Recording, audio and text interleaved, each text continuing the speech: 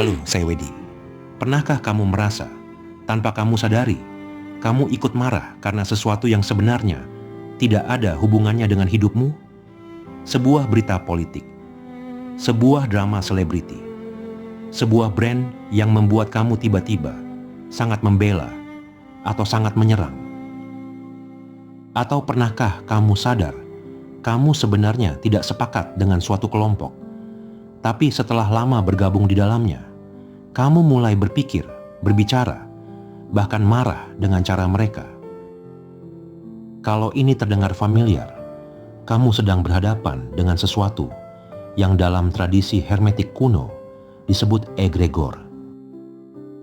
Hari ini, saya akan membahas konsep yang jarang kita sadari, tapi sangat dalam, sebuah entitas tak terlihat yang lahir dari pikiran kolektif manusia dan diam-diam mulai mengendalikan kita kembali. Konsep ini mungkin sudah familiar untukmu kalau kamu pernah menonton video saya tentang pendulum. Karena ternyata egregor dan pendulum adalah hal yang sama, hanya disebut dengan nama yang berbeda oleh dua tradisi yang berbeda. Pendulum dari reality transurfing, egregor dari tradisi hermetik kuno. Tradisi yang lahir terpisah ribuan tahun jaraknya di benua yang berbeda, tapi keduanya melihat fenomena yang sama. Itu sendiri sudah bukti betapa nyata fenomena ini.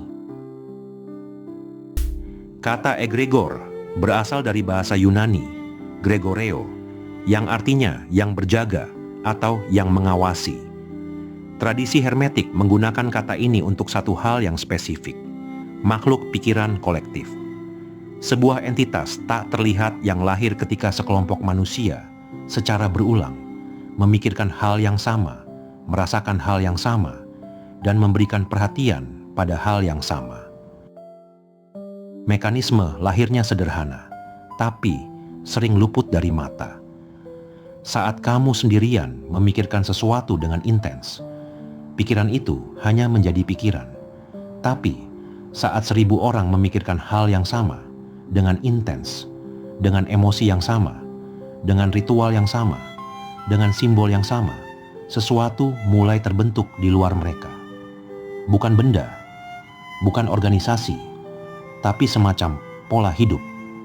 Pola yang tidak lagi butuh ditopang setiap orang secara sadar, karena dia sudah punya momentumnya sendiri. Itulah egregor, sebuah jiwa dari sebuah kelompok yang lahir dari energi psikis para anggotanya, tapi setelah lahir, dia tidak lagi tunduk pada siapapun. Bayangkan sebuah baterai. Kalau hanya satu baterai, energinya sedikit. Tapi kalau 100 baterai dirangkai bersama dan dihubungkan ke satu mesin, mesin itu bisa hidup, bisa bergerak, bahkan bisa membuat keputusan sendiri. Itulah hubungan kamu dengan egregor. Kamu adalah salah satu baterainya. Yang kamu kira sedang kamu yakini, sebenarnya sedang menghisap energimu untuk tetap menyala. Dan inilah bagian dari ajaran ini yang paling sering luput dari perhatian kita. Egregor tidak pernah benar-benar diciptakan dengan sengaja. Dia muncul begitu saja, sebagai efek samping dari sekelompok orang yang memberikan perhatian, emosi, dan pikiran yang sama secara terus-menerus pada hal yang sama. Tidak ada yang menandatangani kontrak untuk membuatnya. Tidak ada yang merencanakan kelahirannya. Dia hanya terbentuk, lapis demi lapis, dari setiap orang yang tanpa sadar ikut menyalurkan energinya ke arah yang sama.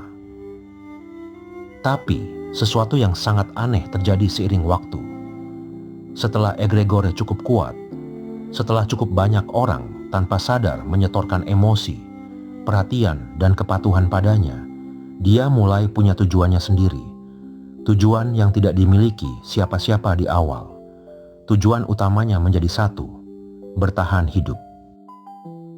Dan untuk bertahan hidup, egregor butuh terus-menerus diberi makan. Dia butuh anggotanya tetap marah, tetap takut, tetap merasa terancam oleh yang di luar. Karena selama anggotanya merasa terancam, energi mereka akan terus mengalir ke dalam egregor. Lihatlah di sekitarmu sekarang, brand-brand besar yang menjual identitas.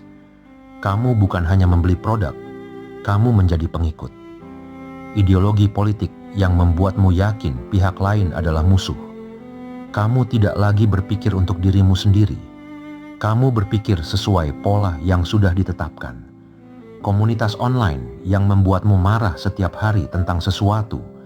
Kamu mengira kamu sedang membela kebenaran, padahal kamu sedang menjadi baterai bagi sesuatu yang menggunakan kemarahanmu untuk tumbuh.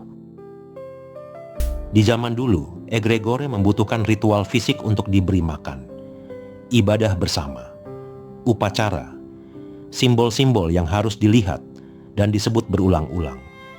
Itu alasannya banyak tradisi kuno punya ritual harian, bukan karena rakyatnya bodoh, tapi karena para guru tahu betapa kuatnya pengulangan kolektif itu menciptakan entitas tersendiri. Tapi di zaman sekarang, egregor tidak lagi butuh kuil dan ritual. Mereka punya sesuatu yang jauh lebih efisien, layar. Layar di tanganmu sekarang.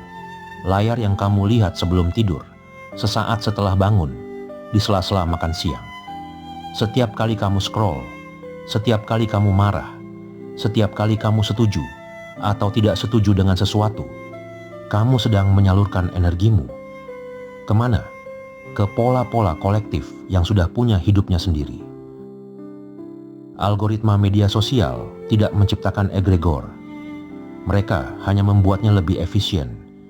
Mereka memilih kelompok mana yang akan kamu temui, ide mana yang akan kamu serap, kemarahan mana yang akan kamu rasakan hari ini. Dan setiap interaksi yang kamu berikan, komentar, like, share, bahkan rasa marah yang tidak kamu komentari, semuanya energi yang masuk ke dalam sebuah entitas yang tidak kamu kenal. Inilah kenapa banyak orang merasa kelelahan justru setelah berjam-jam menggunakan ponsel. Bukan karena layarnya, tapi karena energimu sedang dihisap oleh entitas-entitas yang tidak terlihat, yang membutuhkan perhatianmu untuk tetap ada. Ada satu hal yang sangat penting untuk dipahami tentang egregor. Dia bersifat netral pada awalnya, tidak baik dan tidak buruk. Tapi sebagian besar egregor yang bertahan lama, yang menjadi besar, yang mengontrol jutaan orang, mereka semua punya satu kesamaan. Mereka memberi makan dirinya melalui dua emosi yang paling intens, ketakutan dan pemujaan. Ketakutan karena ketakutan menciptakan kebutuhan untuk terus memeriksa, terus waspada, terus terhubung. Pemujaan karena pemujaan menciptakan kesetiaan yang tidak lagi mempertanyakan. Itulah sebabnya banyak egregore besar membentuk dirinya seperti parasit. Mereka tidak benar-benar peduli pada anggotanya. Yang mereka pedulikan hanyalah bahwa anggotanya terus memberi mereka makan. Maka mereka menciptakan musuh untuk ditakuti dan menciptakan pemimpin atau ide untuk dipuja. Selama kedua mesin ini berjalan, egregor tetap hidup. Coba perhatikan dengan jujur. Komunitas, ideologi, atau brand mana di hidupmu yang terus-menerus membuatmu takut akan sesuatu, sambil sekaligus membuatmu setia pada sesuatu yang lain? Kalau jawabannya ada, kamu sedang melihat egregor yang aktif menggunakanmu. Tradisi hermetik mengajarkan satu prinsip yang sangat sederhana untuk membebaskan diri dari egregor. Cara satu-satunya menghancurkan entitas pikiran kolektif adalah dengan berhenti memberinya makan. Kamu tidak perlu melawannya. Kamu tidak perlu menyerangnya. Karena melawan dan menyerang adalah cara lain memberinya energi dan justru membuatnya lebih kuat. Yang harus kamu lakukan jauh lebih tenang dan justru jauh lebih sulit. Kamu harus berhenti memperhatikannya. Praktiknya seperti ini. Mulai perhatikan dengan jujur, emosi mana di hidupmu yang tidak benar-benar berasal dari kamu. Kemarahan tentang sesuatu yang tidak menyentuh hidupmu langsung.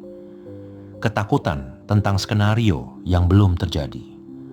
Pemujaan pada figur yang tidak kamu kenal secara pribadi. Setiap kali kamu menemukan satu emosi seperti itu dan sadar, ini bukan saya, ini egregor yang sedang memakai saya, kamu sudah memulai pelepasan. Karena begitu kesadaran masuk, energimu berhenti mengalir secara otomatis. Ini sejalan dengan ajaran Kybalion tentang hukum mental, bahwa segala sesuatu dimulai dari pikiran. Egregor hidup di tingkat pikiran kolektif. Maka pembebasan dari egregor juga terjadi di tingkat pikiran saat kamu kembali memilih pikiranmu sendiri daripada fokus kepada pikiran kelompok. Berhenti scroll tanpa tujuan, berhenti ikut marah karena yang lain marah, berhenti menjadi anggota pasif dari sesuatu yang kamu sendiri tidak bisa jelaskan dengan jernih kenapa kamu di sana. Itu bukan tindakan kecil, itu adalah pelepasan energi yang selama ini diambil dari kamu tanpa izin. Mungkin kamu bertanya, kalau saya lepas dari semua egregor, apa yang tersisa dari saya? Yang tersisa adalah dirimu yang sebenarnya. Bukan kamu yang marah karena orang lain marah. Bukan kamu yang takut karena media bilang harus takut. Bukan kamu yang berbicara dengan kata-kata yang sebenarnya bukan kata-katamu.